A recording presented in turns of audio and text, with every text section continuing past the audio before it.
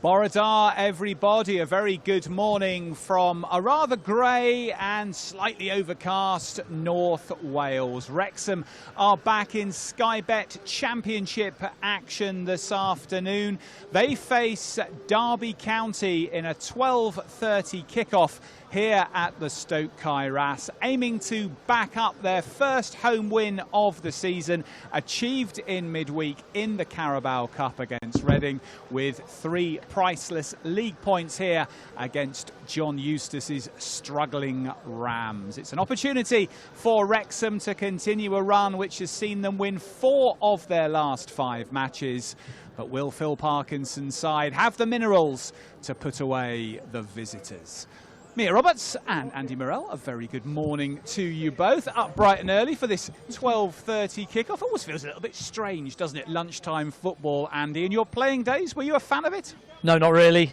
Pasta at 9 o'clock. I think it was Wayne Rooney, wasn't it? Goodness It just me. doesn't go down very well. And chicken for breakfast, it's not ideal. But these days for TV, etc., you have to get around it and find a way. And whether it's beans on toast or egg or scrambled egg or something to get down you, so that you're ready and fully prepared to go. And it's just what it is these days, unfortunately. Mia, you were with us, of course, in the midweek for the victory over Reading. I'm sure the fans who are starting to file into the ground today will be hoping to see something similar from their side, particularly after that excellent away win at Norwich last Saturday.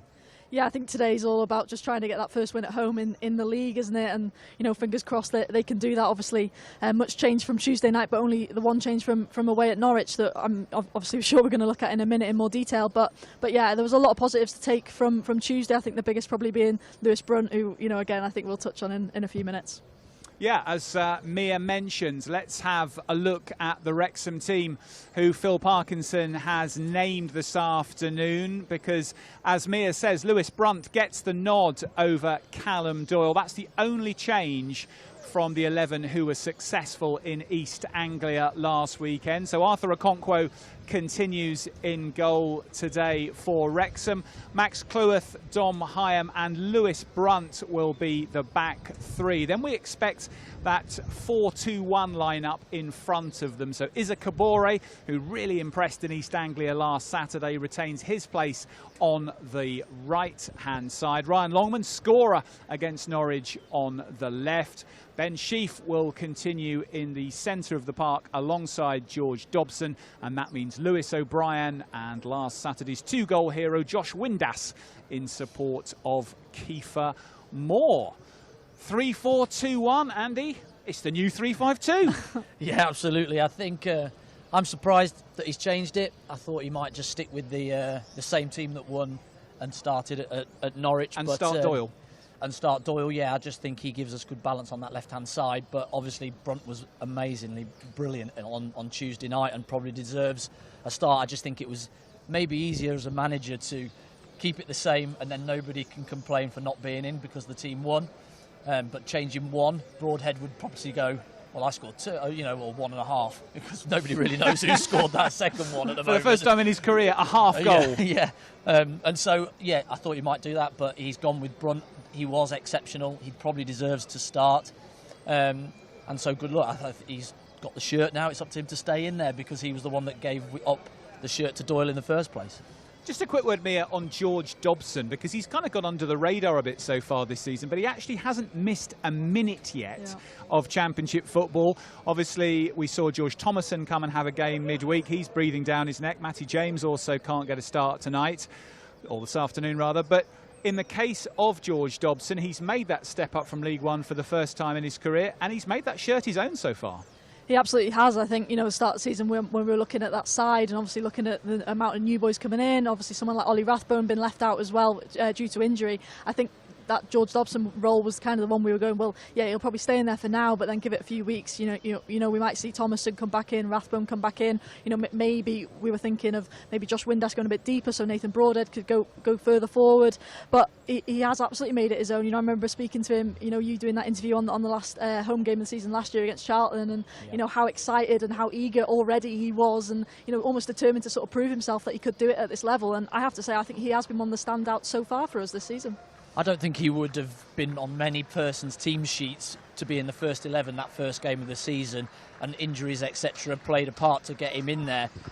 But he has just taken that opportunity and just ran with it. He is an enforcer. He's covering every blade of grass. You can see him, the way, the intent and the tenacity that he goes with to go and win the ball is just brilliant. And he is at the top of his game at the moment, and he deserves to be. He's one of the first on the team sheet for me at the moment. I think as well as that, we saw it for the first time last week, but that sort of partnership of them sort of defensive midfield two of him and Ben Sheaf, that's something that to me looks like it's going to work really well, not just at the moment, but then almost progress as well going forward. So that's something, again, that's really exciting about this Wrexham side. Excellent. Andy Mear, we'll turn to you in just a second. Phil's going to step in. Thank you, Phil, for joining us. First of all, many congratulations on the freedom of the county borough of Wrexham. What does that mean to you? Yeah, a real honour. Really is. Very humbling kind of experience to go down to the Guildhall and be sat in on with the councillors and the meeting.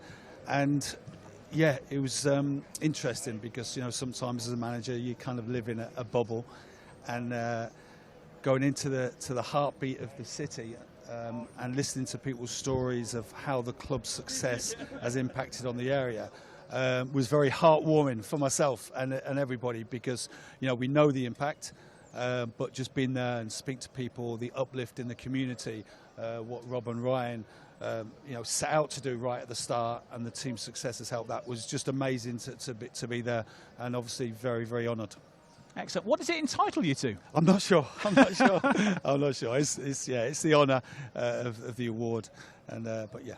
Good. Well, congratulations again, Phil. Straight back at it today after we saw you with that victory in the Carabao Cup in midweek. One change to your starting 11 from Norwich. Lewis Brunt comes in for Callum Doyle. What's behind your thinking? Yeah, I thought Brunty did well when he came on against Norwich. Tuesday, both of them did really well.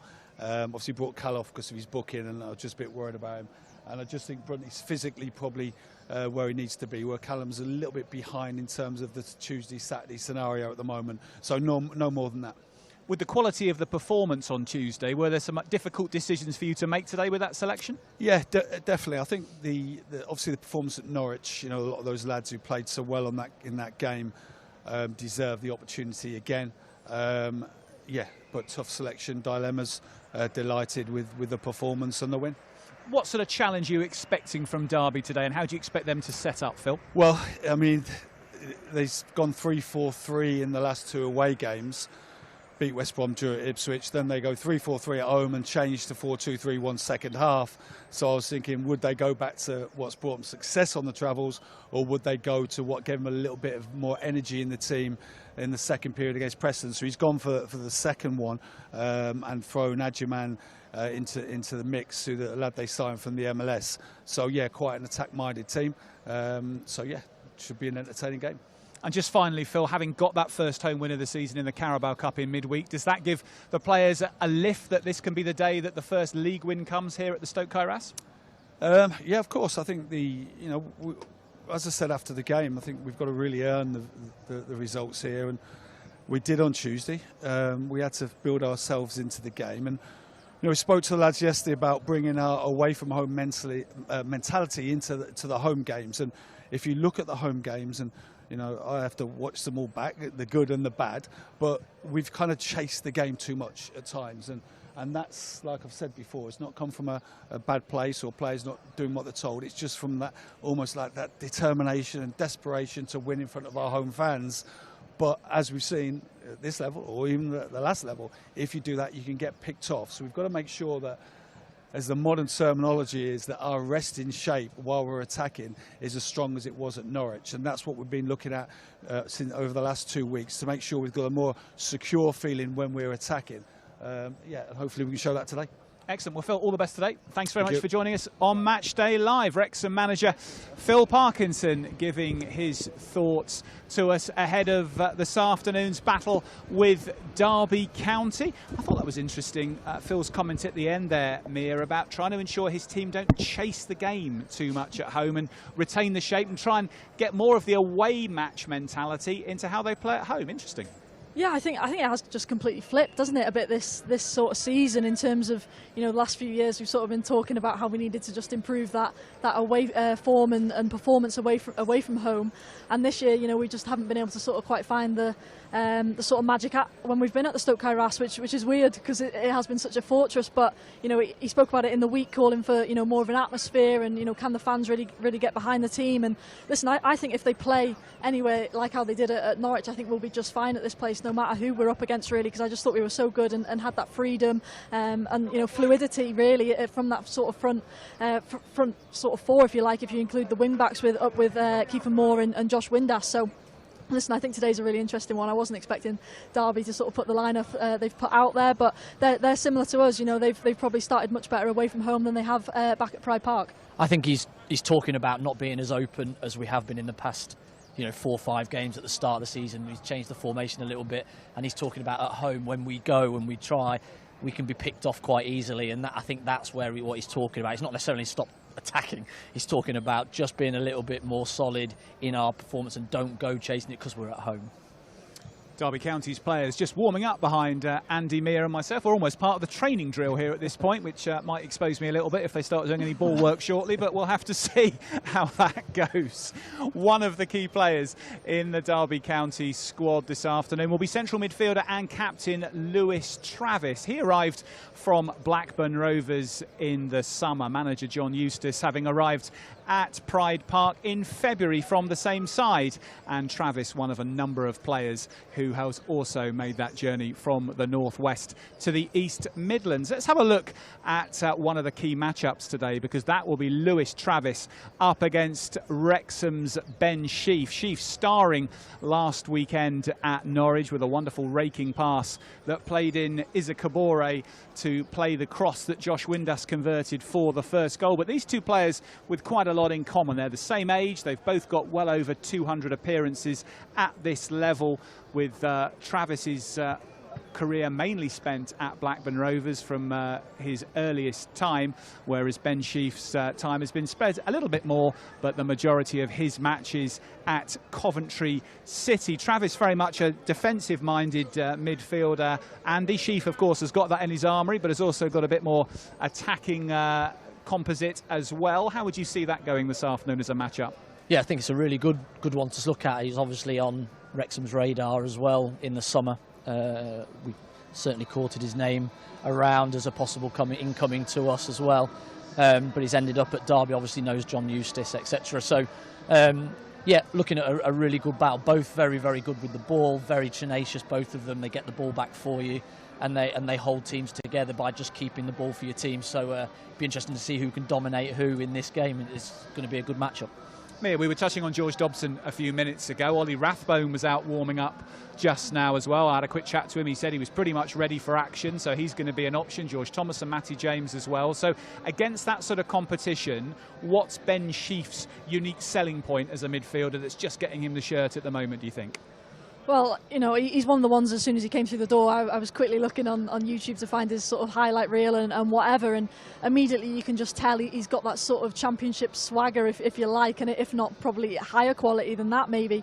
You know, still at a very good age as well, and, you know, I sort of referred to him as that sort of Declan Rice role a few weeks ago, and, you know, I sort of think that's just how he is. He's got that sort of just calmness, and, you know, I mean, you can tell by the number of games he's played, but it looks like he's probably played, you know, double that at times, because he just seems to know where everyone is. I mean, you know, last week at Norwich, just constantly watching him, just constantly looking over his shoulder to see where anyone was, and that allows him to just always seem to make the right decision, you know, whether that's being progressive and, you know, trying to find that ball out wide over the top into someone like Kabore, or play it into feet to Kiefer Moore. He just seems to always make the right decision, and that's exactly what you want from someone in that area, especially against, you know, today, coming up against someone like Travis, who's, you know, like Andy said, it's going to be a great battle, and they're going to be right on him, and, you know, both players will probably be fully aware of each other, but yeah, I'm excited to see it. I think his mobility, he covers a lot of the pitch quite quickly as well. Really good with that, and he looks forward with his passes. It's not just a simple pass sideways to keep possession. It's, can I look forward, can I play forward first, especially in the system we're playing with Windass and O'Brien ahead of him. Can we play forward and make an attack straight away? If not, then we can keep the ball between us. Yeah, and that pass to Isaac Kabore last week, Andy, a perfect example of that. It was almost like a good golf 3-iron. We're halfway through the Ryder Cup, of course, today, and that's what that pass looked like, wasn't it? Yeah, it was perfect. A big diag, and also there was one in the first half as well where it was a bit scrappy, but he just nudged it straight in between two and into the feet of Josh Windass, and he's onto the back 3 or 4 of Norwich, and I just thought that's what we've been sort of missing, that first time punch into them, our forward players. So yeah, hopefully he'll just grow, he'll get fitter as we go, and he'll be a big part of what we're trying to do. Well, Ben Sheaf up against Lewis Travis will be one that we keep a close eye on through the afternoon on Match Day Live. But on Tuesday night, Wrexham made their progression into the last 16 of the Carabao Cup for the first time since 1977. Cardiff City will be next in wait at the Stoke Kai Ras at the end of October. We'll talk a little bit more about that later in the show. But first of all, let's have a reminder of how things went on Tuesday night. With the 91st anniversary of the Gresford Colliery disaster occurring yesterday, a minute's silence was immaculately observed inside the Stoke Kai Ras before the kick-off in this Carabao Cup tie. Reading, though, were the quickest out of the blocks, and Callum Burton, on his first appearance of the season, had to be aware of the threat from the Royals. Kelvin Ehib Ashiaman coming close here, Burton with a smart save. Wrexham started to get a bit of a foothold. Sam Smith going close with a kung fu style kick that we know from last season's promotion sealing win over Charlton Athletic, and Smith's header also forced Stevens to save. But Wrexham got their breakthrough in the second half. Elliot Lee's shot bouncing back to Broadhead, the Welsh international striker, making no mistake with his first goal for the club. It was quickly followed by his second. Ryan Barnett doing what he does best, whipping in a cross at pace. Broadhead's header coming off the underside of the bar and just about over the line. Sam Smith making absolutely sure. Wrexham almost made it 3 in injury time. Ryan Hardy going round keeper Stevens, but not managing to add another. It didn't matter. Wrexham were comfortable victors by 2-0 and into the last 16 of the League Cup for the first time since 1977. Excellent midweek win in the Carabao Cup then, and Cardiff City the reward. Mia, I know everyone was talking post-match, weren't they, about a Premier League team, and I think out of the 15 teams Wrexham could have drawn, 11 of them were from the Premier League. 70-odd%, I think. 70-odd% chance of picking a Prem team. Didn't happen though, but Cardiff City at home for a good old all-Welsh North Wales South tear up. Pretty good, eh?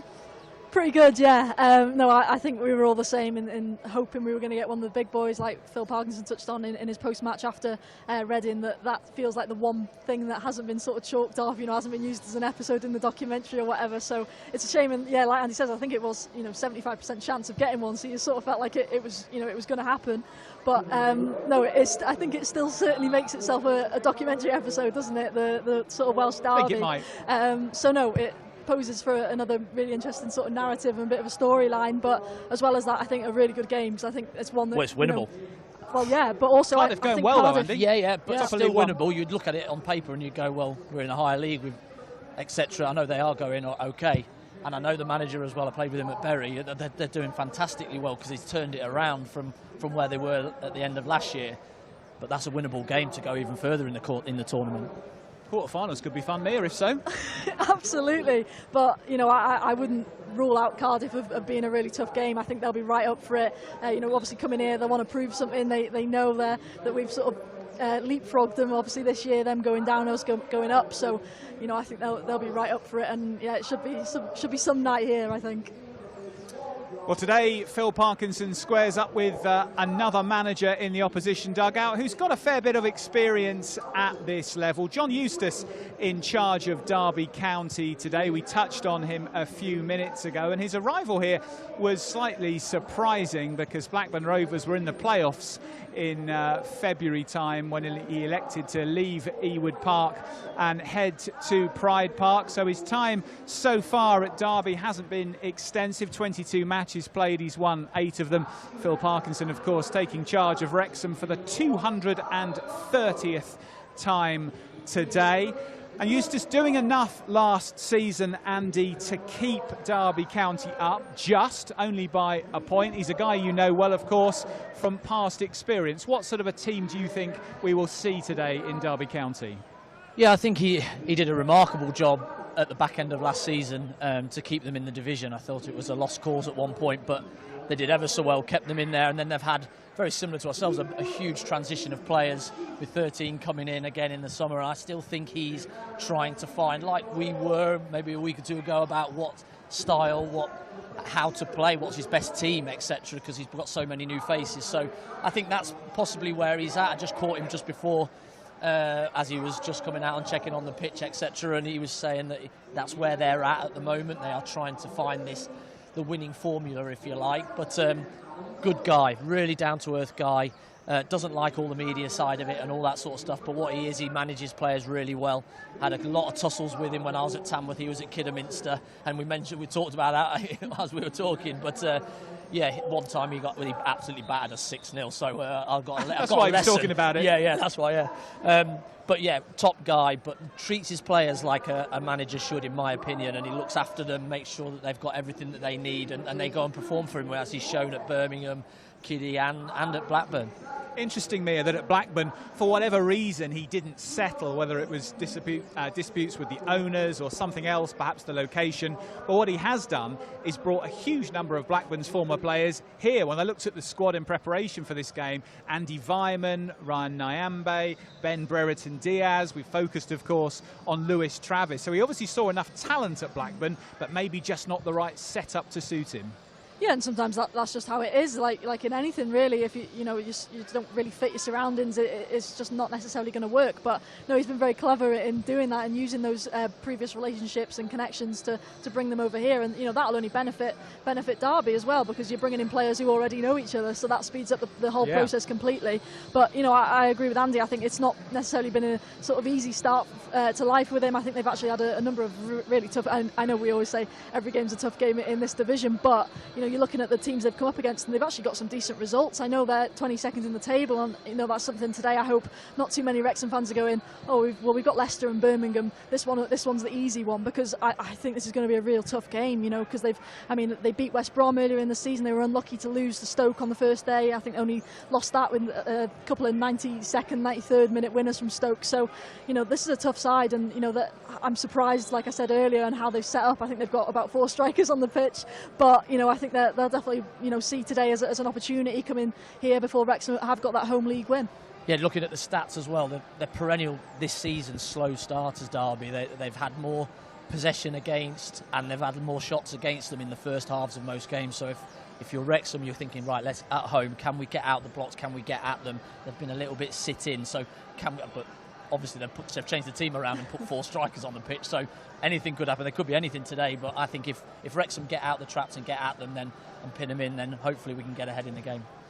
Could be an intriguing battle, potentially a high-scoring one. There's the kiss of death. Guarantee yourselves a 0-0 after that comment. Well, one man trying to hope that it won't be 0-0 today is Lewis O'Brien. He's really impressed in his first few games for the club, coming close to scoring last weekend at Norwich on 3 occasions, but already having bagged a couple for his new employers. His last few seasons have seen him travel around as he's conducted various loan spells after leaving Nottingham Forest.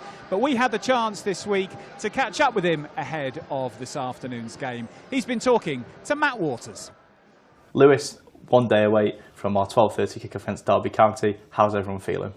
Yeah, I think everyone's really excited for the game. It's obviously going to be a tough match against Derby. They're a big physical team, and they've got some good results in the recent couple of games. And yeah, we're in good form, and we're looking forward to the game. Whilst in the early moments in the season, we've shown those moments of real promise, but quite haven't had the reward maybe that we've deserved. Does it feel better coming in off back-to-back victories going into tomorrow's game? Yeah, I mean, definitely. People have obviously said about not winning at home yet and stuff, but I don't think the lads think about that. It's just getting the results that we've been needing, getting the performances really. Like we've been playing well, but the performances just haven't, the results haven't been there. But I think we've all got a good group of lads, and we've got players in every position that can come on, even if we need it to win the game. With so many signings, you being one of them in the summer transfer window and a couple of injuries, picking up from some players at the start of the year. It almost feels like we've got the full squad available at the moment. And with these wins, does it feel like the group is just building and bonding the more you get through the season? Yeah, I mean, the lads are great. It's took a while to obviously get the team to the full capacity and the full squad, but yeah, some of the lads will get injured throughout the season. That's just football.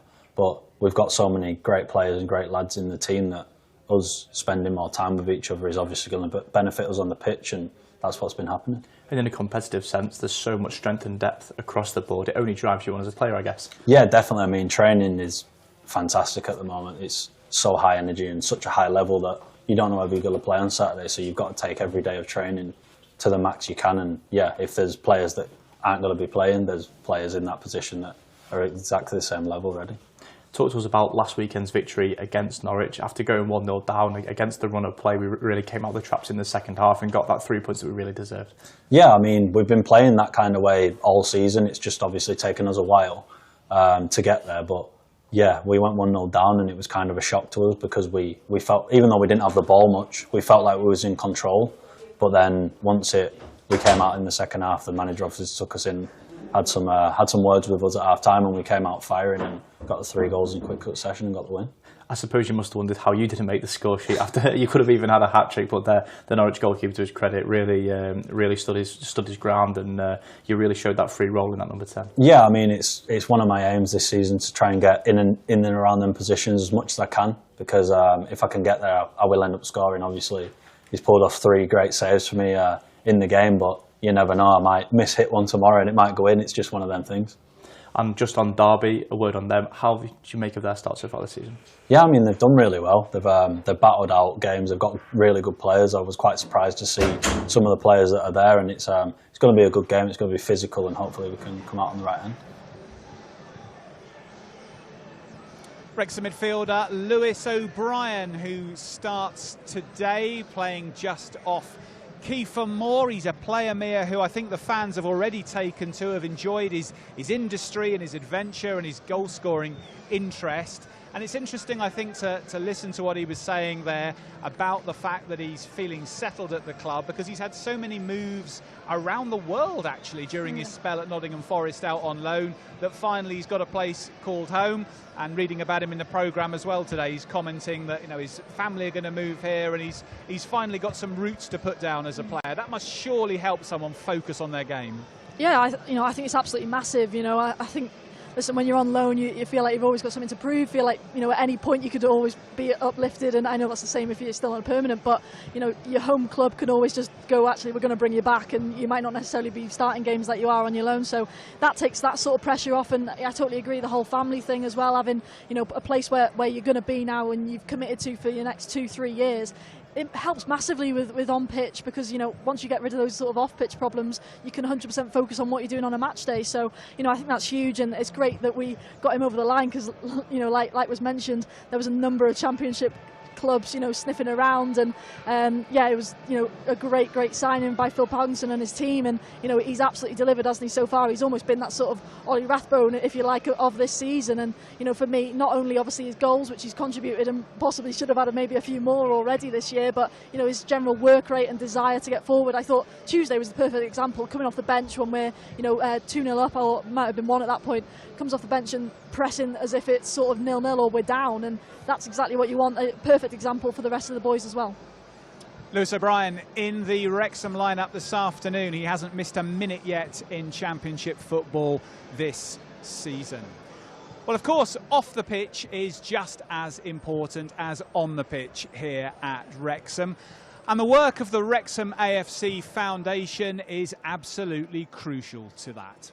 Let's have a reminder of what the organisation is all about. Well, hello there. Rob McElhenney here. And Ryan Reynolds here. Both super excited to introduce you to the Wrexham AFC Foundation. Take it away, Humphrey. The Wrexham AFC Foundation is the club's official charity.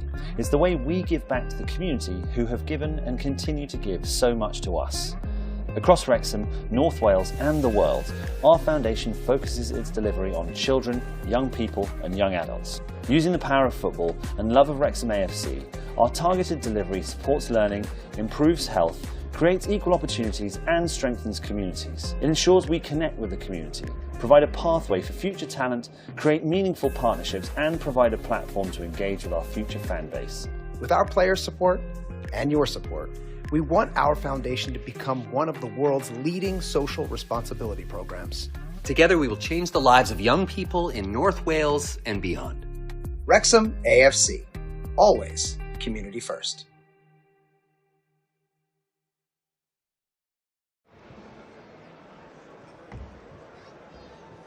The Wrexham AFC Foundation making impact both locally in the Wrexham area and abroad. And I'm delighted to be joined on Matchday Live now by a man who is about to enter into partnership with the Wrexham AFC Foundation. Steve Morgan, Chairman and Trustee of the Steve Morgan Foundation. Steve, a very warm welcome to Matchday Live and to Wrexham. Perhaps you could just tell us a little bit about this new partnership that your foundation is establishing with Wrexham's. Sure. The Steve Morgan Foundation, actually, we're entering into our 25th year. Just put it in perspective, we have given away over £300 million to date. And one of our big things is partnering in football. I think it's a great way to get young people off the streets, to both the male and female. Lovely to see so many girls playing football now, but it's we're big partners with Everton in the community, with Liverpool in the community. We started with Crewe Alexandra, and Wrexham is our latest partnership, which we're really excited about, actually, because the Wrexham Foundation is got some real energy behind it, and they're learning from what we've experienced with Liverpool and Everton, and I think there'll be a great partnership going together. So we're delighted to put the start of what I hope is a long journey. Excellent to hear, Steve. And what do you think can be achieved by the two organisations working together? Well, I think the big thing for me is giving young people an outlet and something to do. Get some off the streets, but also it's not just getting them off the streets and playing football. I think with our football partnerships, we try and get them engaged back into education. We try and really concentrate on pulling away from antisocial behaviour, but also encouraging young people to go into careers and try and get partnerships with local industries and get apprenticeships going, and this is the type of thing we like to bring forward. So I'm really hoping it's going to be very positive for the young people of Wrexham. And you yourself, Steve, have got some strong links to Wrexham and North Wales, haven't you? Indeed, because my business was Redrow Homes, and Redrow started in North Wales, and until we merged with Barrett last year, Redrow was, I think it was Wales's biggest business. We've built a lot, and my new company, Castle Green, is building a lot in Wrexham right now, and is in fact, you'll see the name over there, we're sponsoring the club. Yeah. So Castle Green are building several hundred houses at the moment in Wrexham. So yes, very strong roots with Wrexham, and we support a lot of other charities around as well in the North Wales area. And what persuaded you, Steve, to become a philanthropist?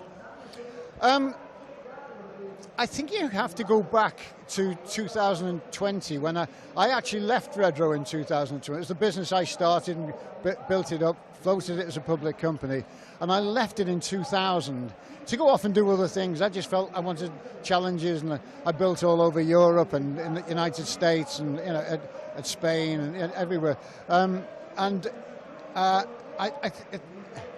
wanted to give something back. We originally started with some donations to Alder Hey Hospital in Liverpool, and then it developed from there. I set the foundation up, and as I say, over the 25 years, or almost 25 years, we've given away over £300 million, which is pretty hell of a lot of money. It's a very significant amount of money. And what have you seen so far from the Wrexham Foundation, which has encouraged you in terms of some of the activities that the Foundation have been initiating? Well, it's really early days. We've only just started the partnership, but already the engagement with Wrexham is it's like a hand in a glove.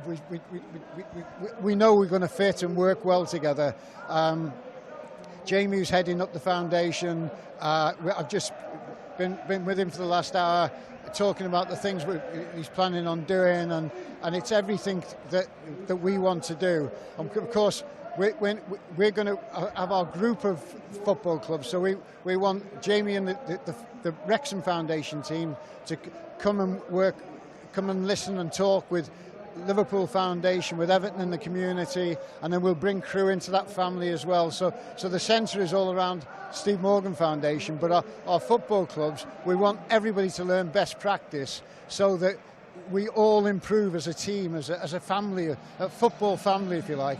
And you've obviously held a very senior leadership position in football in your time at Wolverhampton Wanderers, Yeah. Steve. What is it about football, do you think, as a sport that can make it such a force for good? Well,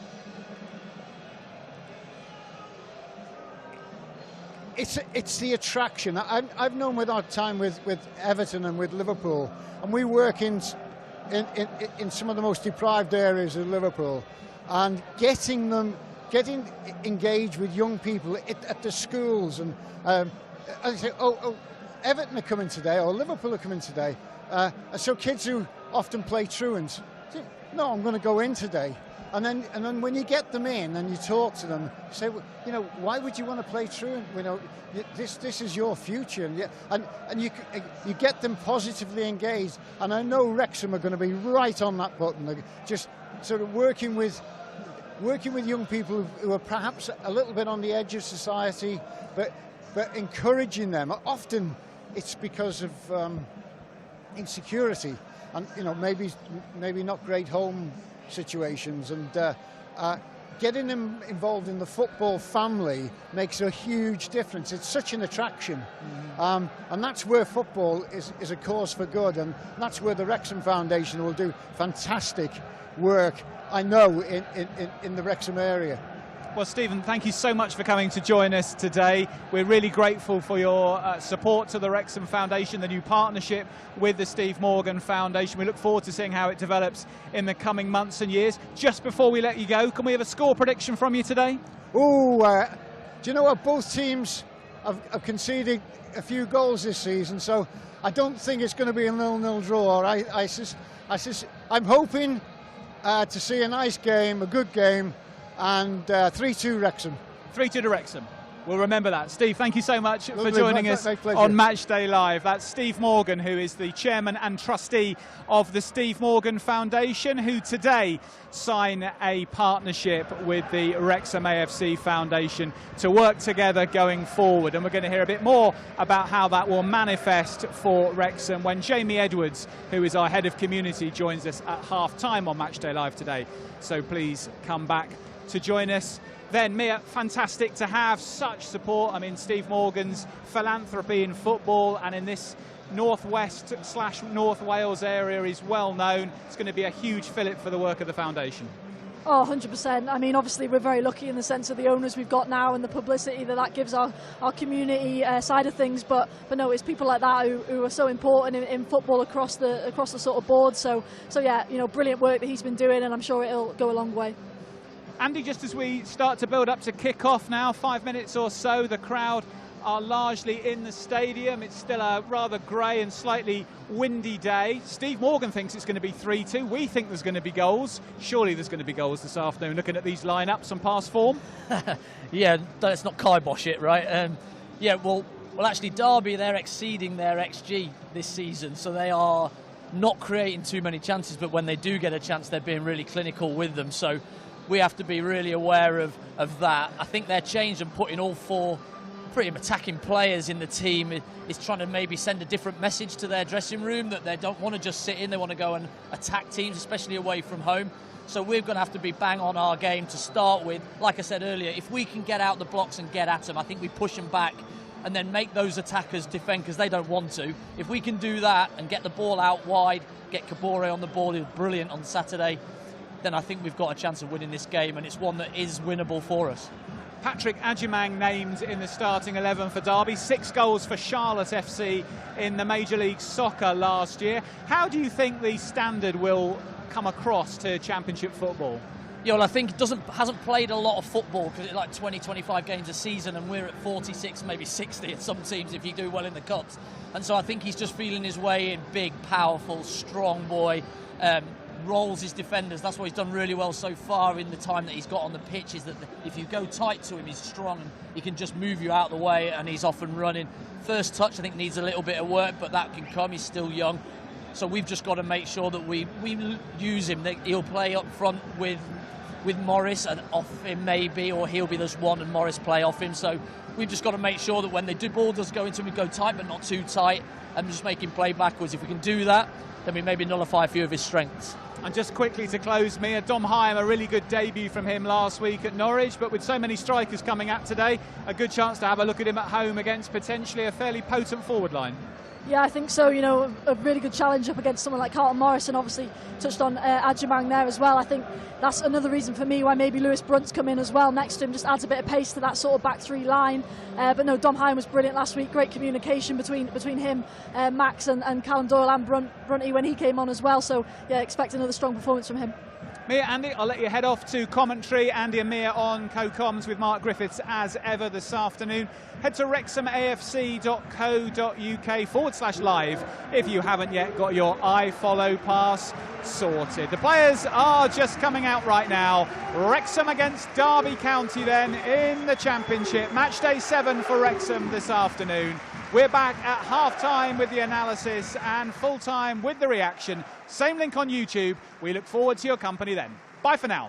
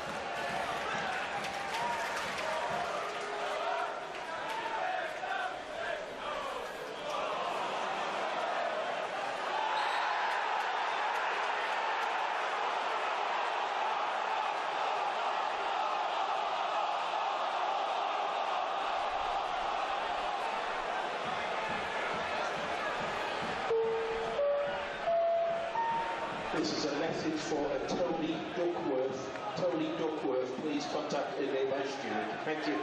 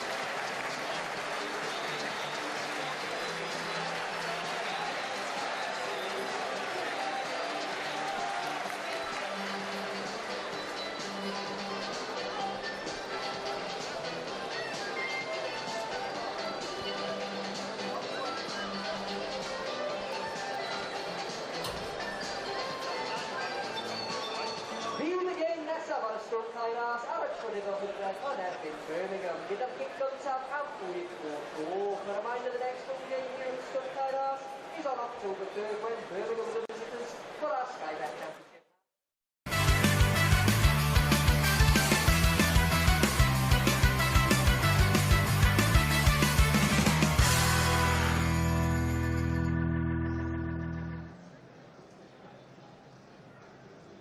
Well, we promised you goals in this battle between Wrexham and Derby County, and we haven't seen any. Half-time here at the Stoke Kairas. It's Wrexham 0, Derby County 0. Despite the statistics and the team lineups that were declared before kick-off, we haven't quite seen the goal fest that everyone was envisaging. Wrexham perhaps have shaded it, but it's been maybe 51-49. A keen midfield battle played out and some decent intent around the 18-yard boxes, but neither Arthur Okonkwo or Jakob Vidal Zetterstrom have been really extended. Wrexham perhaps coming the closest of the two sides. An effort from Ben Sheaf forcing the Swedish goalkeeper to save in the 11th minute. We've seen some decent combinations between Windass, O'Brien and Moore in that front triangle for Wrexham, but the final ball hasn't quite matched the approach play. Kabore at times has looked threatening on the right, and we've seen 3 bookings as the players have got stuck into the midfield battle. But at the moment, neither side really able to click into top gear. And a few words and potentially some minor tweaks for both Messrs Eustace and Parkinson to consider in the half-time team talks. Mia Roberts and Andy Morell have been presiding over proceedings. Mia, your thoughts? Yeah, no goals, no real chances. I think, to be fair, I thought the best one was probably, I think it was 12 seconds or something in. Adjumang at the other end for Derby. I think, you know, Andy spoke about it pre-match in terms of Derby not necessarily creating many chances all season, but when they do, they usually find the back of the net. And, you know, I think he's got to score, to be honest. You know, a player of his quality as well. I know maybe not goal scoring in terms of club level, but certainly internationally he's done it. And maybe it's just come a bit too early for him, I'm not too sure, but it was a massive chance and, you know, caught us a bit cold. But then from there, you'd have to say I think Wrexham have looked really, really solid defensively. I think again Dom Hyam has looked really strong in the middle of that back three. Ben Sheaf started really, really well, made some really good important challenges in there, really good balls out wide as well. But yeah, it's just again that sort of final ball, those sort of nearly moments, obviously the keeper more chance like you touched on, just not quite getting ahead. It was brilliant defending, to be fair, by Sanderson, the Derby man. But yeah, I think, you know, we've seen it a few times this season so far where first half we're just, you know, almost there, and then second half we usually, or have in the past, you know, come out with that sort of final bit, a bit more of a cutting edge. Mia mentions Agyemang's chance after 12 seconds. Andy, when we get a chance as a striker so early in the game, can it sometimes be you're just not expecting it, you're just kind of not tuned into the game at that point, or was it just an attempt that he just didn't get quite right? Yeah, I think it's that, exactly that. You've done your shooting in the warm-up, you know, and you should be bang on ready to go, and whether it's 12 seconds or 92 minutes, for me, it's a great chance. It's poor defending from Wrexham. It drops to him about 12 yards out. All he has to do is side foot. He executes it all right, and the technique's fine, but to miss the target from there in that such early is just outrageous, really. He's got to be working a Okonkwo, hasn't he? He's got to make Arthur work. He's got to score, yeah. and Eustace will be saying the same things. He has to score that chance, because it's so important that when these do come along, like they said, they don't create many, but when they do, they normally take them. But for me, it's fell to the right player. I think he probably isn't that 1-in-2 striker at the moment. He needs a few more chances to get a goal. And so fortunately for us, it goes the wrong side of the post, and we got away with one, definitely there. Well, we can take a look at the half-time statistics now to see the data breakdown from the first half. We've got no goals to describe to you at this point, but let's have a look at how the game played out in that opening 45 in terms of attacking statistics. Derby edging possession 55 to 45%, but that shot from Patrick Agyemang at the very start of the match, their only attempt. 4 attempts from Wrexham, 2 of them on target. And the successful crosses stat there, Mia, 1 out of 8 and 2 out of 8, telling the story a little bit about the execution. Yeah, absolutely. And listen, we've hit the right areas a number of times. I don't necessarily think it's been the quality of the cross, but maybe just not quite reading each other's runs and things like that. There was a couple from Josh Windass, I think, where he's just put it ahead slightly of Kiefer Moore, who's just on his heels a little bit. But listen, you can see the qualities there. Both Ryan Longman and Issa Kabore, I think, at times have looked really direct, really progressive, immediately wanting to put that ball into the box. I think you could credit the defenders as well. I think Sanderson's really done well with Kiefer Moore. He's got really, really tight, same as Max down the other end with Morris. Don't let them run where you want to run. You can use your body in the box, and don't let them get a free header, if you like. And so some of that credit, we can't all put it down to poor crosses, etc. It's got to be some good defending in there as well. So in terms of attacking stats, Wrexham edging it in terms of shots, but nothing really in terms of real penetration to worry Jakob Vidal-Zetterstrom in the Derby goal. But let's have a look defensively and see how those statistics played out in the opening 45 minutes, because I think the Derby defence will probably have had to have worked a little bit harder in clearances perhaps, but no, not so. Wrexham with 14 clearances to Derby's 7. The majority of those Wrexham clearances with the head. Derby edging the aerial duels in that first half. Yeah, surprises me a little bit, in terms of the clearances, the sort of gulfing. Obviously, Wrexham double as many as Derby has made. And yeah, it does surprise me a little bit, because I feel like Derby haven't necessarily hit the sort of strikers on the pitch that much today. I think, that sort of front four, as it has been in moments, has been quite straight and quite easy, really, for Dom Hyam to take control of, alongside Lewis Brunt and Max Cleworth. So, I think John Eustace for this second half will be saying to Adjumang or Carlton Morris, can you drop in that hole and make it a bit more difficult for the likes of George Dobson and Ben Sheaf?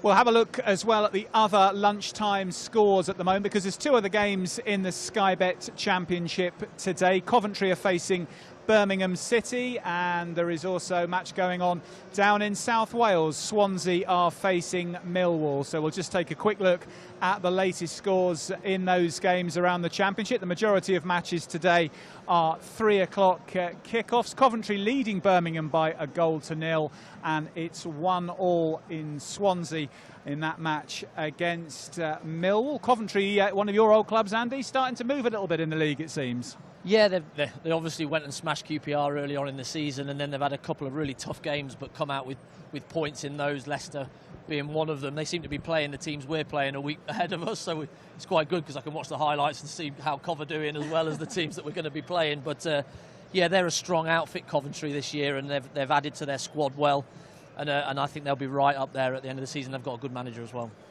Andy Mear, we'll let you step out for now and have a bit of a breather before your commentary duties restart at the start of the second half, because Jamie Edwards, the Wrexham FC head of community, is going to come in and join me in our pitchside studio here. Jamie, lovely to see you, looking super smart in your suit there, I must say.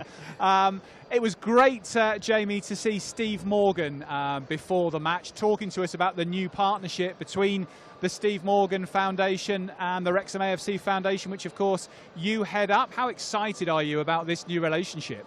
It's absolutely brilliant. It'll be game-changing for the foundation to have a funder in the Steve Morgan Foundation that has really helped us in what we want to do. Sometimes you get funders that have their vision and what they want to deliver, and you have to stay within their parameters. They see this a bit like the journey of the football club, where they want us to grow quickly. They've got some really big ambitions themselves, like we have. So it really fits as a partnership. It's not just something that's going to last for a year. We're talking 10, 15, 20 years that they want to be partnered with us. They've already done some great work in North Wales and Merseyside as well. Have probably battle scars, battle wounds and battle experience from funding Everton and Liverpool's foundations as well. So we can learn off that. So it's just a win-win for absolutely everybody. Steve was talking to me, Jamie, about wanting to get kids off the streets, getting them to have a real purpose, the power that football can have as a force for good, and what he's seen in previous work he's done in this area. What can this new relationship do for Wrexham's Street Dragons programme? Yeah, the Street Dragons programme's fast becoming our flagship programme. It's something that's catching the eye of a lot of funders, a lot of people, but also it's doing that because it's making a difference every week.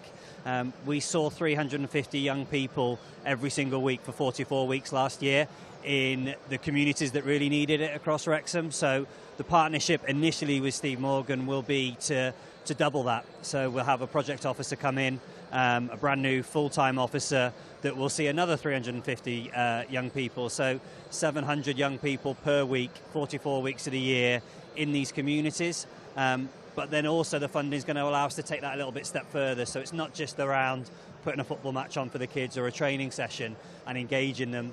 One, that will help reduce crime levels. We know that we're not naive, but also it'll give them a sense of purpose, a sense of pride in their community. And the next stage is what employability skills, what soft skills can we help?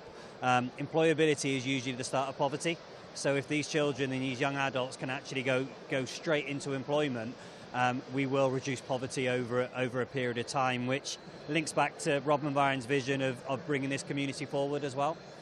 Jamie, when you arrived at the club, you had undertaken similar head of community roles in other football clubs. Are you now seeing Wrexham doing things that are way beyond what you would normally expect a club to do in terms of impact, both locally and globally?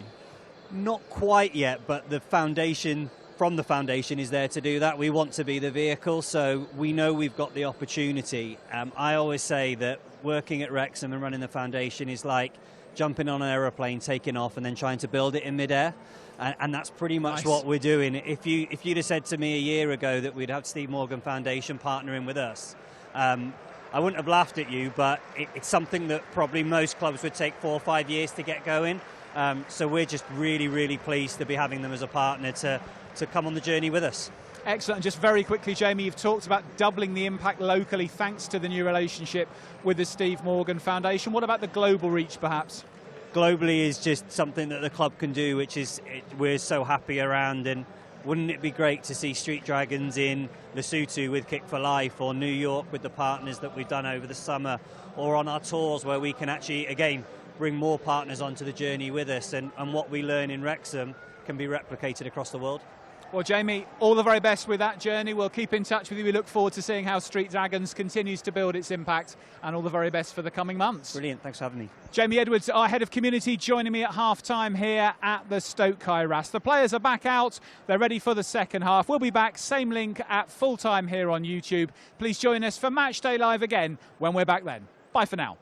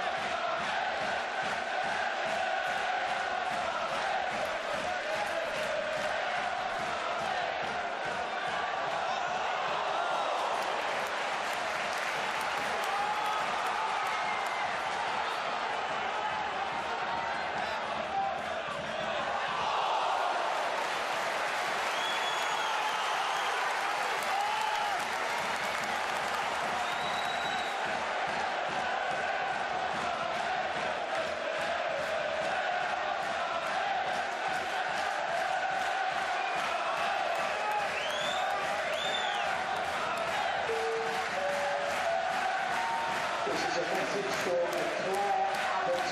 Claire Abbott, please make yourself known to the Midweek steward. That's Claire Abbott. Thank you.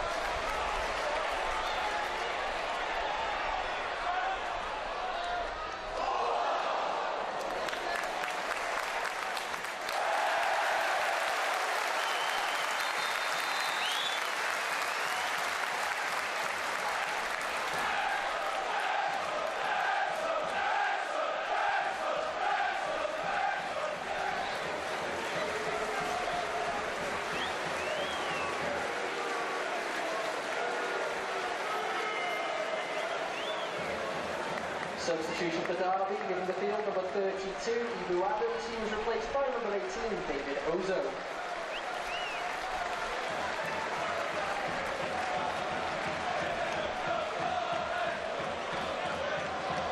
Leaving the field for Derby, number 14, Andreas Weiland. He was replaced by number 42, Bobby Clark.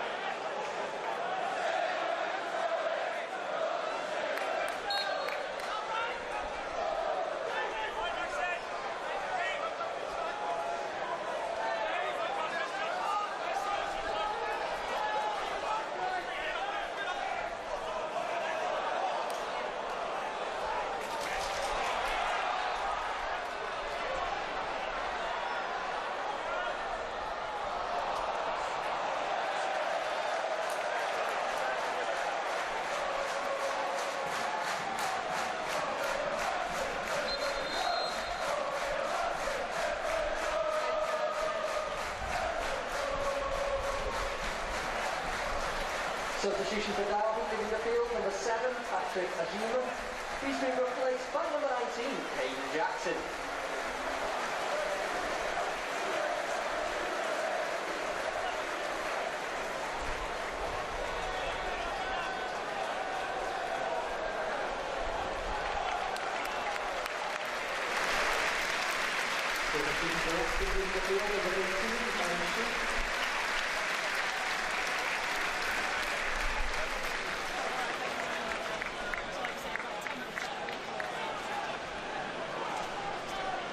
He's been replaced by number 37, Matthew James.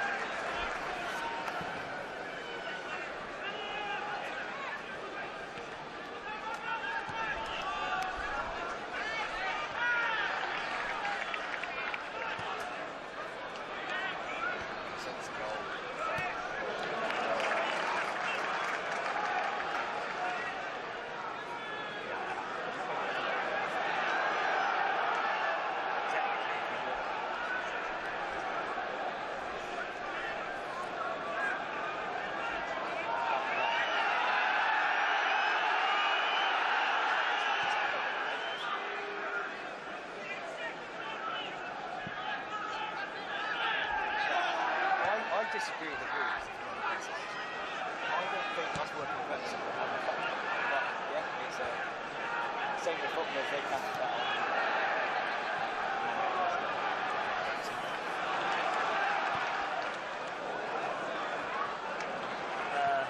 Yeah. I think there's a lot of players that probably do. I think players got caught recently, but I think there's more that haven't been caught.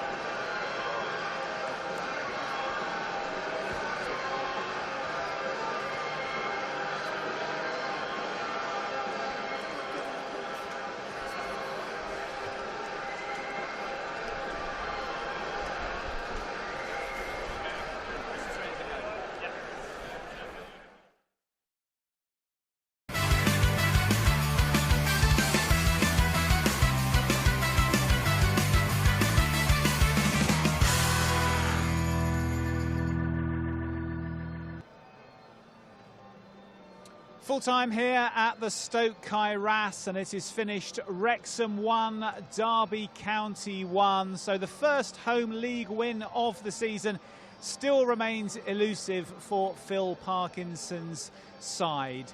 Lewis O'Brien gave Wrexham the lead after an exciting passage of play which almost saw both teams break the deadlock in the 59th minute. An excellent cross from Isa Kabore, and O'Brien's header was well beyond keeper Jakob Vidal-Zetterstrom.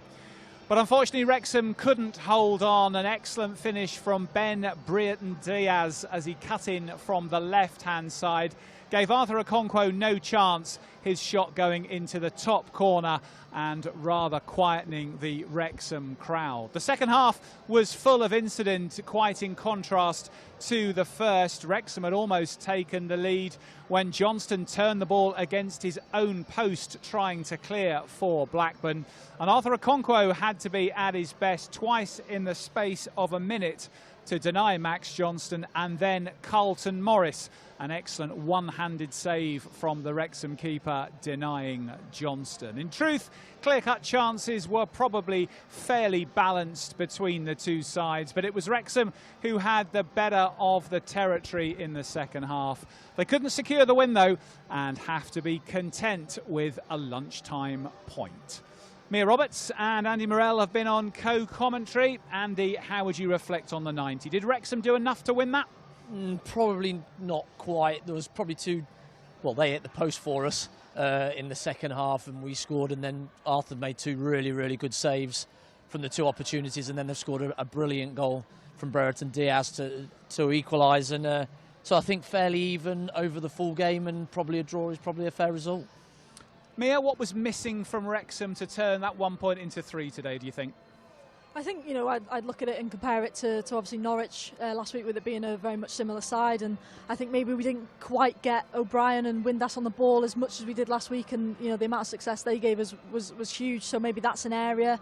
But I think on the most part, I think Phil Parkinson will be quite happy. I think the biggest concerns for me coming out of today is worrying about Kabore and Kiefer Moore in terms of them going off. I'm not sure if Kabore's substitution was actually pre-planned already, but it didn't look great. And then obviously Kiefer Moore at the end just looked like he'd jarred his knee. So again, that's a bit of a worry, obviously, with 2 games in quick succession coming up.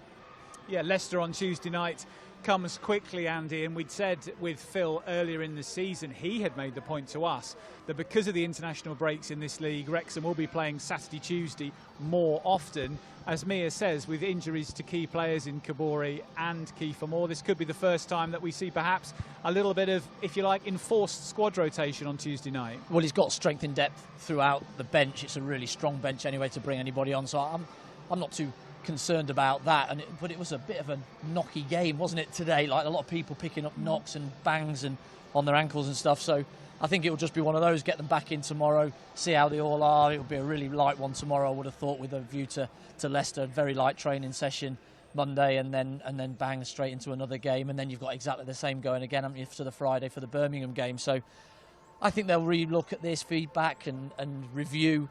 Say that maybe just in that final third we didn't really cut them open at all like we did at Norwich, but sometimes you have to give credit to the opposition, and I thought both teams really defended their own boxes quite well, and any crosses that came in were dealt with really well by the defenders, so sometimes you have to give that some credit. And Derby's shape without the ball in that last sort of 10 minutes in that low block was really good. They just stopped balls going into those strikers and our 10s and made it go out wide and dealt with any crosses that came in. It was obviously a plan. At the point at which Lewis O'Brien's excellent header went in, Mia, it did feel that the dynamic of the game was shifting in Wrexham's favour, almost a little bit like the Carabao Cup game in midweek, where there had been little between the two sides up to the interval. Then Wrexham had found their groove. Kabore, every time he got on the ball, was looking threatening. Great cross, great header. At that stage, it didn't look likely that Derby were going to start finding their way back into the game. What changed, do you think, between that goal going in and the equaliser coming? To be honest, even after the goal, pre Derby's goal, I didn't think Derby necessarily switched the switch or anything like that. I thought it sort of came out of nothing really. It's a ball in. I think it was Forsyth who just sort of pings it into Adjumeng, who I said on comms, it's actually a really good flick on header. He actually does well. Good I thought a lot of the stuff that went into him today, he didn't actually do that well with in terms of his first touch, which we spoke about pre-match. Obviously, him still being a little bit raw, not quite championship level yet, but you can see that there's a player there. And then, it's probably the one bit where you can criticise Wrexham as that defensive back line. We've just gone forced up a little bit. Kabore's pushed up, so then Max has tucked over, and then it's just left a massive gap in between Hyam and Lewis Brunt, which you've got to give credit to Brereton Diaz. He's just spotted it straight away and got on the end of the little flick on, and then the finish is superb. I don't think there's much Okonkwo can do about that at all. So I think that's the one moment. But then after that, maybe there is a little bit of disappointment that we didn't show too much of a reaction. I think it was difficult at that point in the game. I think you've got someone like Josh Windass who's maybe tiring up a little bit, and then obviously the last 5 minutes or so when Kiefer Moore's come off, you're asking a lot of Sam Smith to come on, especially the way the way they were Derby was set up. It didn't really allow him that sort of space in behind. But on top of that, I thought Nathan Broadhead came on and looked really bright, especially as we were expecting after he got his goal on Tuesday. So that's a highlight, and that's something maybe he comes in if Kiefer's is serious. Yeah, it might be the obvious change for Tuesday, mightn't it, if there's a bit of a knock for Moore for Broadhead to start. Andy, you were saying us before the game that Derby have got a good record this season in terms of converting their chances, and that's exactly what we saw today, because apart from Brereton Diaz's goal, there was only really those two chances in the minute which Arthur kept out. So it's pretty much a 1-from-3 conversion, isn't it? Yeah, which is good going. going. Scored the hardest one, pretty much, because he's still got so much to do there. He's cutting in. It's gone through the legs of Lewis Brunt, and he's still 23, 24 yards out. He takes it first time and just puts it right in the top corner. Nothing Arthur can do about it. So he's still got a lot to do. But do you know what that goal reminded me of? Andy Morel against Brighton, because it started wide left, cut in, beat a few men, looked up, top bins. I thought I was back in 2012. It was the other end, but similar. I like it. I like that. I like the comparison. But I think he could have taken another touch in, and he could have got a little bit closer. But the confidence of that, and it shows the quality that Derby have brought in there in Brereton Diaz. I don't really like him out on that left-hand side. I prefer him down the middle in the 9, and he sort of showed that with that piece of quality. I don't think we saw him much in the game at all, apart from that. But that's what Derby are. They are that. They don't create too much, but when the chances do come along, they score them more than often than not. I think that's something as well that we've seen, across the season so far in terms of Wrexham. And I mean, you do, as much as it's so frustrating, because you're looking at going, well, we're not giving teams that many chances, are we? Sure, I know maybe in the first few weeks we were given a few too many away, but it's just that quality that's just, punished every like time, you say, you just have to hold your hands up and sort of go, well, what more can we sort of do in that situation? Yeah, it's a tough brief, isn't it? Let's compare that performance today, Mia, with the performance at Norwich, because the personnel were virtually identical. In fact, it was the 11 who started the second half at Norwich. What was different then in terms of the fluency? Were Derby just better organised than Norwich and didn't allow Wrexham to play as much, or were Wrexham just one gear off the levels they'd hit at Carrow Road, do you think? A bit of a mix. I'd lean more on Derby being much more organised. I thought Norwich, to be quite frank, were a bit of a mess in that second half last week, and that wasn't helped by the sort of toxicity that was at Carrow Road. I mean, there was such pressure on them last week, to produce anything. They couldn't even get two passes together. So that obviously went against us today in terms of coming up against a much more organised Derby side, a Derby side in the second half that I was sort of expecting to see in the first half, sort of come out as they did in the first half. Surprised me a little bit, because I was expecting them to go to that back five again and sort of match Wrexham up. But like Andy said, I thought defensively they were superb. I thought Sanderson really showed his quality today, obviously on loan from Birmingham, and just sort of dealt with most of what they were tasked with. So yeah, I think they deserve a lot of credit. And again, I said it pre-game that I think maybe a number of Wrexham fans today would have been coming into this one already looking at Leicester and Birmingham and maybe discounted Derby a bit with them being 22nd in the table as they started the day at, and you can't do that in this league. And they've shown today that they have got the quality, and I think they've shown why they have picked up some previous good results already this season. Do you think John Eustace would have taken a point arriving here this morning?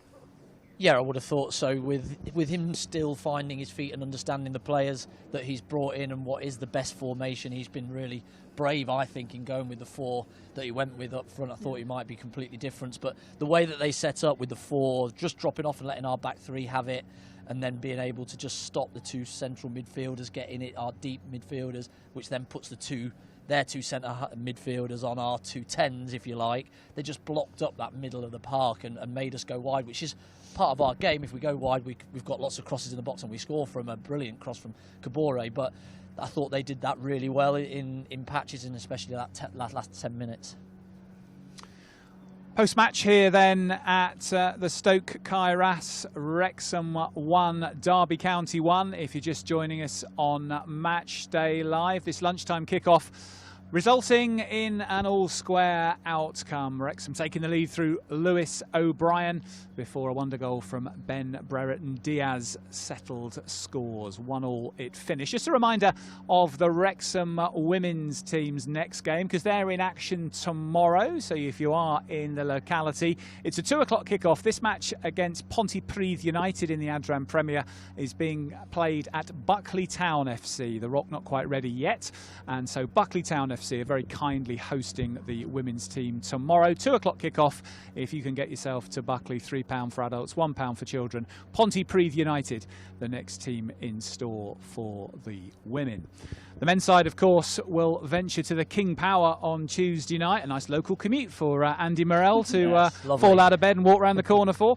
But that's another game where a top four side, Premier League team last year, Andy, big stadium to go away to. On paper looks a tough one, but the away form at the moment is more solid than the home form. Yeah, and Leicester not fully kicked into gear yet, how they would expect it. I went out for a 50th party yesterday, and I've got a lot of Leicester friends who are all going to the game. They're all asking me about Wrexham, because we've obviously got them Tuesday, and they were just saying that they've just got a couple of positions. They've got Ayew playing up top, who's not quick, and they've got Vestergaard at the back, who's not quick. So there's a bit of pace lacking in those teams, and if I was them, I'd put somebody quick up around the back two and see how they could do it. But they've just not clicked into gear yet, and they've got quality throughout though, and they should be right up in and amongst it if once they hit the ground running. They really like the manager there. He's very calm, because there's been a lot of upheaval off the pitch around it, them going up and coming back down, and the way they're playing and how they're going to play. So he's dealt with that quite well. So it's a brilliant game for us to go to, and like you say, our away form's been great so far, so we can go there, and it's a bit of a free hit, isn't it, and go and enjoy it and see if we can pick up some more points. Leicester City, the next opposition for Wrexham then on Tuesday night. Andy Amir will be on co-commentary there on the iFollow service as usual. Then we're back here next Friday night for another game under the Stoke Kairas lights. Birmingham City, our old adversaries from League One, will be making the relatively short journey into the north to come and face us. That is an 8 o'clock kickoff. Matchday Live will be on air at 7:15 UK time on Friday. Let's have a look through then the statistics from today's game and have a look at the data that lay behind Wrexham's draw with Derby County. This being another game where there was hope that this could be the first home win in the league of the season. Didn't play out that way. Wrexham having the better of possession, more shots, more of those on target, but crucially not able to convert more than one into a goal. Let's have a look at the defensive statistics from the afternoon's game, because ultimately in a 1-1 it was defences who were largely on top. We thought this might be a game full of goals, but if we have a look at the defensive statistics, we'll see it was the defenders who had the better afternoon here in North Wales, and Wrexham winning more tackles, making more interceptions. Clearance is pretty level at 28 to 26. As Wrexham manager Phil Parkinson comes into the studio. Phil, thanks for joining us this afternoon. Do you think your team did enough to win that game today? I mean, listen, I thought it was the strongest home performance of the season consistently across the game. We've been asking for improvements in the way we've been playing. I think we're seeing that. Thought some of the quality of our football was great, and the goal kind of was typified that. But of course, you know, when you won a lot at home and you felt you had the team where you wanted them to be, to concede with that one moment, of course it's disappointing. But we asked the lads, you know, over the last few weeks, we spoke about what we needed to improve on, and I think we're seeing signs of that. When we chatted before the game today, Phil, you said about wanting to ensure the players don't chase the game at home and adopt more of a mindset that you've used on the road. Did you see that today? Definitely. I thought the structure of the team was really good. The one moment we did chase a bit, we got picked off. We still should have dealt with it in the final third. A little bit unlucky. He's managed to cut inside, and it is a great finish. But in general, I thought the structure of the team, the game had a different feel to it to the last couple of home games where, you know, we've just chased it, come off our shape too early and got picked off. That wasn't the case today. And listen, there's some really good displays for us today. The lads are flat in there, as you can imagine. But listen, we've had a good week. We've beat Norwich, we've progressed in the cup, and we've got another point here today. When Lewis O'Brien gave Wrexham the lead, Phil, did you feel at that time with the dynamic of the play that you were looking good to go on and win the game and maybe buy a couple of goals? Oh, without doubt. I thought we were, you know, started the second half brilliantly, and it was a great goal. It really was. Combination play on the right hand side, across, and Lewis has arrived to put it in. You know, he was great for us again today. Listen, there's just that air of disappointment, as you can imagine. Sure. I thought the crowd were brilliant today. Absolutely brilliant. They really were. That was the atmosphere, kind of back to what it has been. And I thank them for that. We need, you know, I went to West Brom last night. The place is bouncing. We've been at Southampton, we've been at Millwall, we've been at Norwich, and today our atmosphere matched those, and it was fantastic. And they nearly got what the supporters deserved, which was 3 points. Can you just give us a bit of an injury update? Is Kabore and Kiefer Moore coming off? Yeah, I don't think any of them are too bad. I haven't actually spoke to Kev yet, but obviously we've got Barney ready to come on, who's a terrific player and nearly produced a couple of moments for us. And obviously Sam Smith is another key player. You mentioned some of those away venues, Phil, and you've got one looming up now on Tuesday night, the trip to Leicester. When we chatted earlier in the season, you said that with the Saturday-Tuesday pattern in this league, you might have to rotate a little bit more, and power running was going to be really important, and could players go again 3 days later? Do you expect you might rotate the side a little more now for Tuesday? Do you know what, I'm just going to have a think about it, and the lads who've got knocks will be in tomorrow, and we'll just see how everybody recovers. You know, and that's it. I don't think you ever make a decision on the team this early after a game, because, you know, you want to sit down as a staff tomorrow and assess everybody. Obviously I was at West Brom last night to watch Leicester, but a great stage for us to go to. Phil, thanks very much for joining us today. Thank you for that. Phil Parkinson, Wrexham manager, clearly disappointed, but giving a sense of perspective that it's been a good week for his side with the win at Norwich, the Carabao Cup progression, and obviously denied 3 points today by an excellent Ben Brereton Diaz. Finished.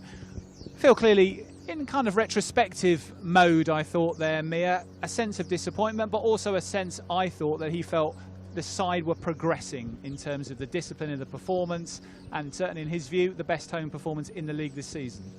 Yeah, I completely agree, and I think, you know, just honest as well, and that's what you want to hear from your manager. You know, I think it would be silly of him to come up here and act like, you know, we fully deserved 3 points today, because I do think it was a pretty fair result. And I think, obviously, like we touched on before, I think the frustration is, again, it's just that sort of one defensive maybe error, if you want to look at it like that, if you can even call it an error, I'm not too sure, but just that lapse maybe in concentration that's cost us again today. But then you have to give full credit as well to Arthur Okonkwo for keeping 2 other, you know, decent attempts out as well. So, you know, these are the sort of things that can swing and go in your favour. Some weeks yes, some weeks no. So I think he'll be really, really pleased overall, though, you know, when he gets back in tomorrow and up now to Leicester. Looking at it, you know, he touched on again not chasing the game. I thought that hugely improved from when we played at home in the league here last time against QPR.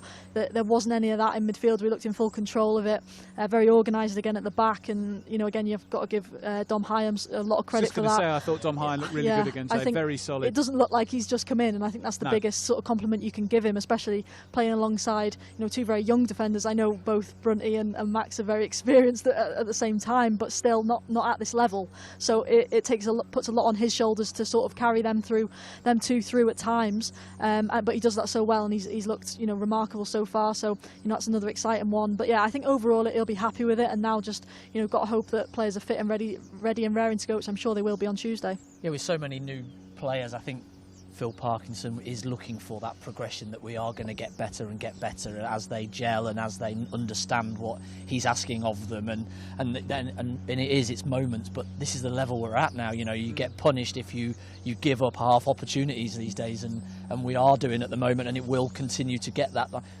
We've been so much better in the last 2-3 games of not giving up too many chances, whereas we were like, what is it, expected goals of 12 against, or whatever the numbers were.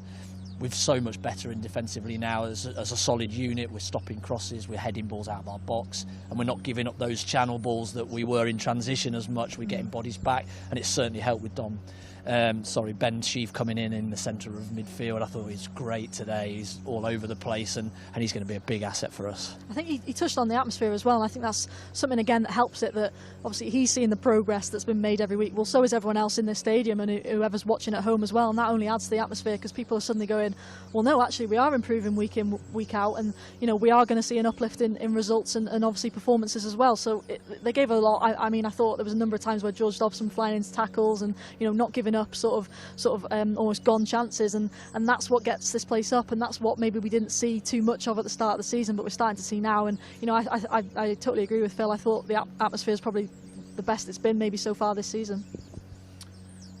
There have been other matches in the Championship at lunchtime today, 2 others, and we got a chance to catch up with those scores now. Coventry City were facing Birmingham City, who of course come to the Stoke Kairas on Friday, and Millwall, where Wrexham of course had that excellent away win a couple of weeks ago, were making the trip down to West Wales to face Swansea.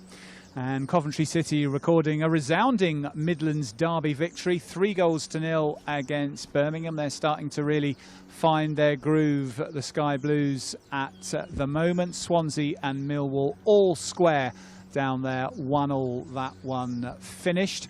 But Birmingham City, like Wrexham, Andy Morrell, finding that there's some tough old games looming up in the Championship, and they too are having to work hard to get a foothold in the league.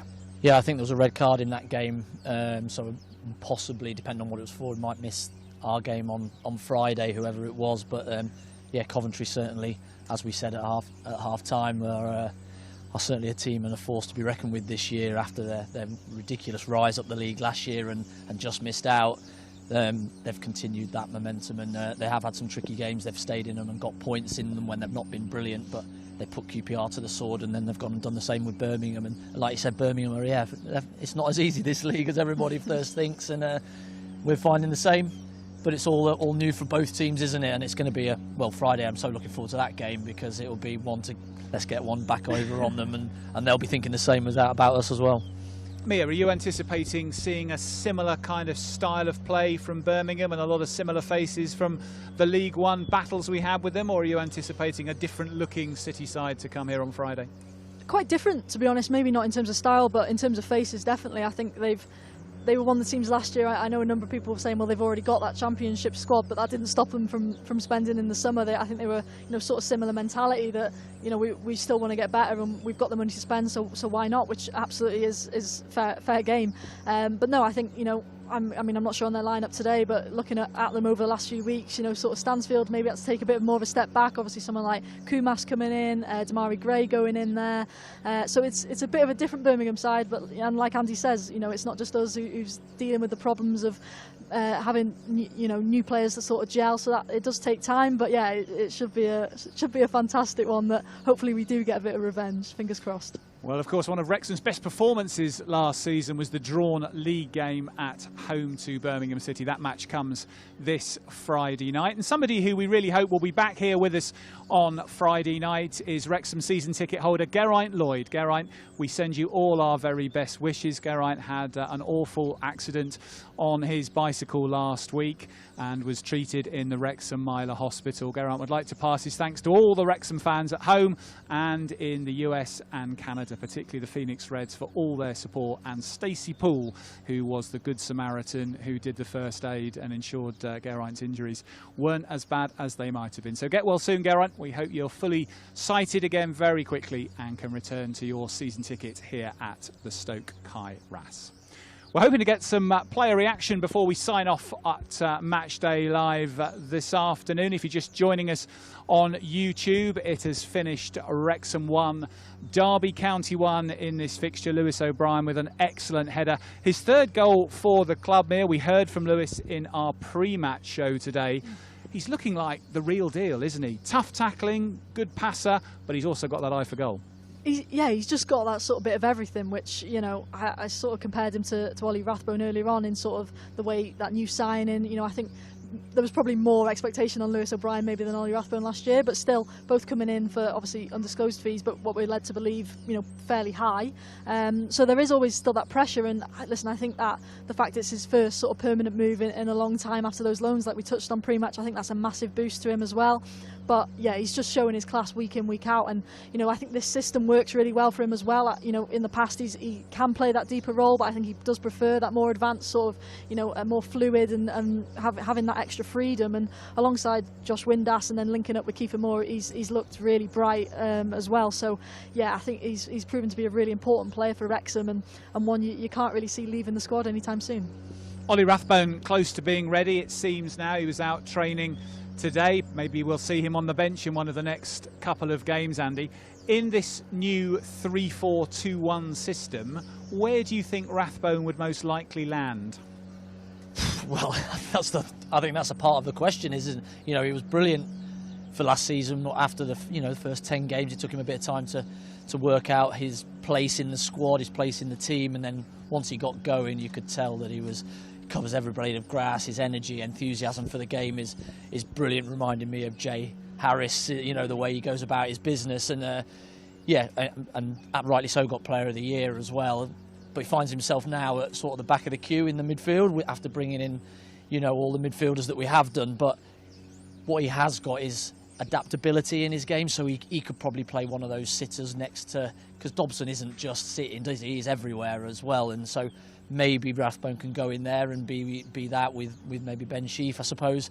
But he could also play one of the top two tens as well if needs be. But we've got a plethora of talent now, haven't we, for those four positions, and you could just pick and choose, and it doesn't really matter. The difference in quality is not that great between them. So there's a big fight on his hands, though. That's certainly the case. He's got to get back fit. He's got to get match fit first as well, which is key. He's not even got a squad number yet. More than likely he'll take that last squad number, I would have thought, once he's got fit. I think they were just making sure 100% that he was going to get back to full fitness. But when he does, then I'm sure he'll be knocking on the door and trying to get in the team.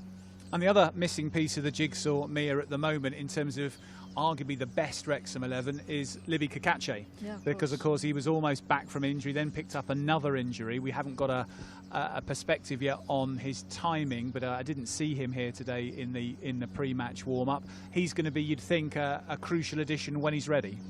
Yeah, definitely. I think it's his birthday as well today, actually. So happy birthday, Libby! Wherever you are. But no, another one who you sort of looked at and sort of thought, well, if he's fit, he's surely got to play. But then again, I thought Ryan Longman did really well today as well. So it's just these constant, good problems for Phil Parkinson to have, which I think Lewis Brunt's a great example of it though as well. Coming back in today, I know obviously we're still sort of, building back up Callum Doyle's fitness, but a player in Lewis Brunt who's shown, actually, if I get taken out when I give him my opportunity again, I'm going to make sure I take it with both hands, and I'm going to show you that I actually deserve to be in that squad, and that's what's got him here today. I think if he played poorly on Tuesday night, I think we probably would have seen Callum Doyle today. So, it proves that Phil Parkinson's actually willing to take note of those other performances as well. But listen, someone like Kakache, a player of, great quality, we've seen that, in little bursts already this season, but yeah, I think he's another one who's going to have to work hard to get back that spot. But I said it a few weeks ago, I think you can, it's all well and good picking your sort of strongest 11, but it's very rare that all 11 of those players are often fully fit. Andy, if we turn our thinking forward towards that Carabao Cup last 16 tie, it's a few weeks off, of course, coming in at the 27th of October, or at least that's when we expect. It's the week of the 27th of October. We think the game will likely be played on the night of Tuesday the 28th, though yet to be confirmed. Do you think Phil, at this stage in the competition, now starts to change his thinking with that? Or would you anticipate that he will continue, as he did in the Virtue Trophy last year, to just maybe notch it a little bit? So he might not have 10 or 11 changes, but there might be 8 or 9. Or do you think with Cardiff in town and with the prospect of a quarter-final next, we might see something a bit nearer the League 11? Yeah, I think he'll probably look at it a bit nearer the time to see where the lads are with fatigue because we do play Fridays and we do play Tuesdays and Saturdays, etc. But he'll see what sort of type of squad he's got available to him with injuries that crop up. So I don't think he'll be overly looking at that ahead too soon. But saying that, I think he'll still want to go strong and he'll still want to win the game regardless. So I don't think personally he'll make too many changes. He'll make some because some of the lads will be in that state, but. I wouldn't see 11 again.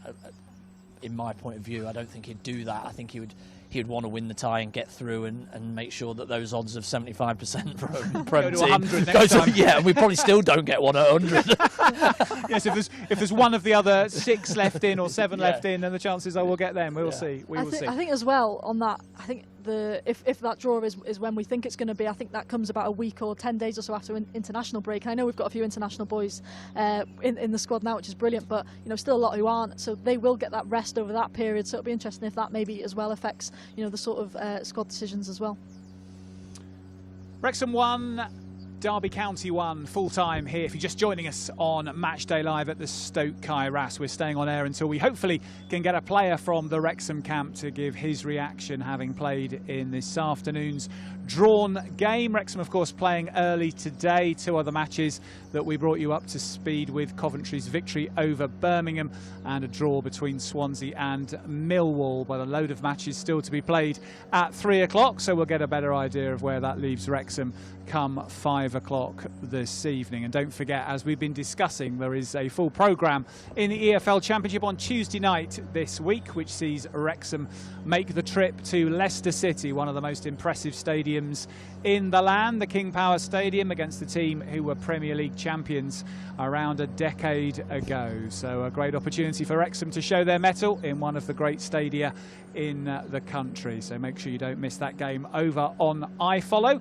We'll be back here, of course, for Matchday Live for the visit of Birmingham on Friday night. Isa Kabore, Mia, was one of the players who we spoke to Phil about whether he might be available for that match against Leicester City. He looks like the kind of player that the Wrexham fans are really going to take to, somebody who gets the fans off their feet when he's on the ball. Absolutely. I was blown away by him last week at Norwich, and listen, again, I think you've got to take into account that Norwich were quite poor on that side against him, but he just loves it, and that's both going forward and getting back as well. That's something Phil Parkinson mentioned in his post-match at Norwich last week, saying how he's got that in equal measure, and that's exactly what he wants, obviously, in someone in that position. That's what he needs from someone in that position. So no, I think it's a great move for him. Obviously the loan that I think already people are saying, oh, can we have a word with Pep, please, and make it permanent? But I'm not sure how that will go in the future. But yeah, he started ever so well. I think that's 3 assists now in 2 games. Well, I'm giving him 4.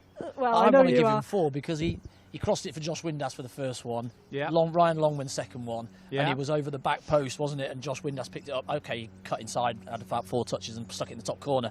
That's still assist for me. So that's He's 3. the last And then player he's apart got from one Windass to touch it tonight. yeah. So I'm giving him 4. So he's had a brilliant start to his Wrexham career. Yeah, very good. Certainly lots of strength and depth on that side. We've talked about the midfield options. Let's have a look at the defence then, because today Dom Hyam again settled in well. Lewis Brunt was preferred to Callum Doyle. He'd had a good second half at Norwich, consolidated that against Reading. How do you think he went today, Mia? I thought he did really well. I didn't think there was too much down his side, to be honest. But what he was asked, to do, he did well. I think there may be a couple of moments where he's maybe made the wrong decision. We've seen it a few times where he likes that little burst forward, take on a man or two, and then looks up and sort of in two minds about that decision for the pass. I think there was one in particular where he just got it wrong. But that's quite normal for a defender, really, when they suddenly find themselves a bit further forward. But one thing I do think is so important for us having Lewis Brunt is that burst of pace that he does add to that back line. And that's not saying the other ones are particularly slow. I just think he's particularly fast, and that's what you need in the Championship. There's a number of attackers that we've already faced. I look back to QPR. That was something that you pick out immediately from that back line, that we just couldn't get anywhere near those QPR attackers in terms of pace. So I think whatever his role will be this year, I think he'll play an important part. I think it's a great message from Phil Parkinson. I think he's sent to the group really with the playing Lewis Brunt today, because he's basically said, if you play well, he's been taken out of the team for Callum Doyle to come in. Callum Doyle's taken his spot off him, really. He could go and sulk, he could not do what he normally does, but if you work hard and if an opportunity comes and you play well, I'll keep you in the team. And that's exactly what Lewis Brunt has done. He came on at half-time at Norwich and did brilliantly well. Stayed in the team to play against Reading for minutes, but did absolutely brilliantly as well with Callum Doyle. And so he keeps his spot in the team, and that's a message to everybody that we've brought in Callum Doyle for a fair bit of money here, but not everybody is guaranteed their position, and so that keeps everybody on their toes. And he'll be desperate to play Tuesday as well, by the way, against a former club in Leicester. So I don't think he'll be quick to give that up anyway. Yeah. Excellent. Andy, Mia, I'll let you step out. Max Cleworth has very kindly come from the dressing rooms. And ready. This looks like a nice new pair of trainers. Very smart. No, Max. they're a bit Are they old, comfy? these. Oh, they're old, are they? Well, they were pre-season tour trainers. Oh, well, so, ancient then. Yeah, a little bit of wear in them, but no, Okay. they've travelled the world anyway. So. Excellent, excellent. Thoughts on today?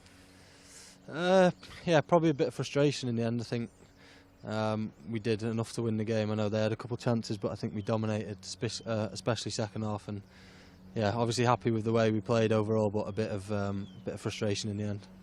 When I've chatted to Phil today, both pre and post, Max, he's talking to you all about not chasing the game at home. Yeah. What does that mean for someone playing in your position that you do differently?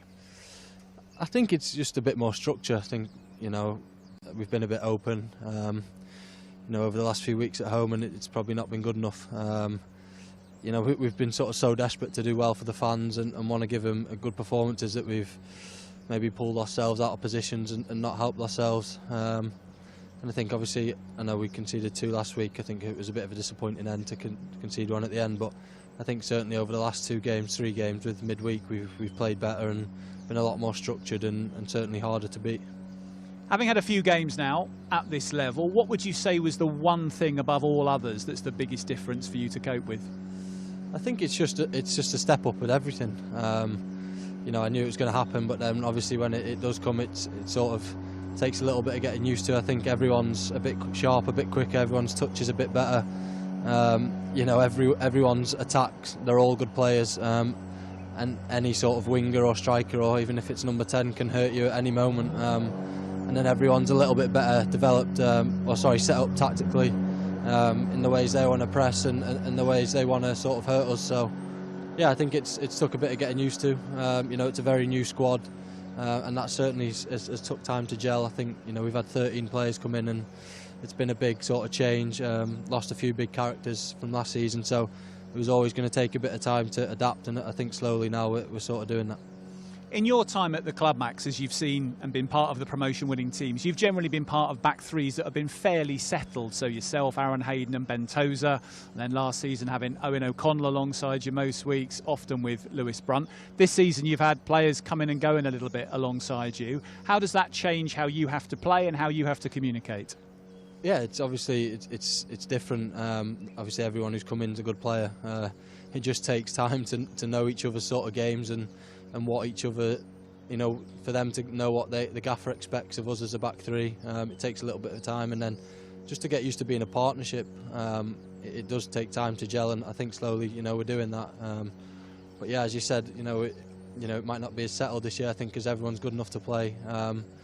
You know, a lot of games, so I think, you know, the gaffer's probably going to use the squad to his advantage, and yeah, hopefully that'll help us moving forward.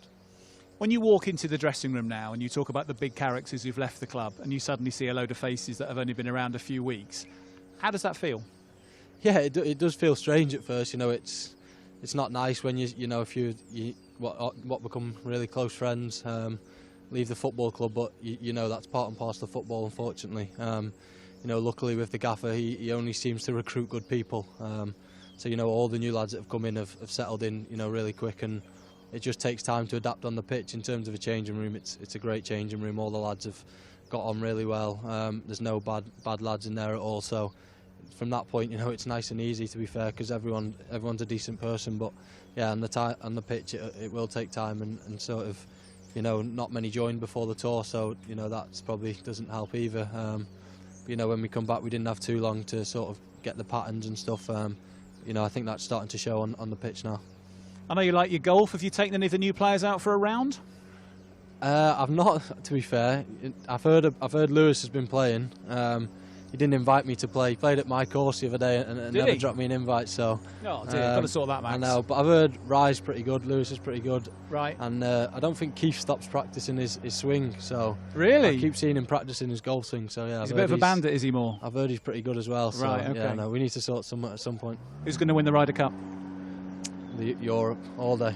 Sounds like the right answer. Right. Max, well done today. Hard luck that it wasn't 3 points, but congratulations on your you performance. Thank you. Max Cleworth, Wrexham centre-back and aspiring golfer, giving his reflections on this afternoon's 1-1 draw between Wrexham and Derby County. Max disappointed, but look, he's a player who is growing into his role in this team and adapting, as he has every year, Mia, to the next level up. Used to winning as well. I think that's the mentality that won't leave that dressing room, you know, in terms of the last few years.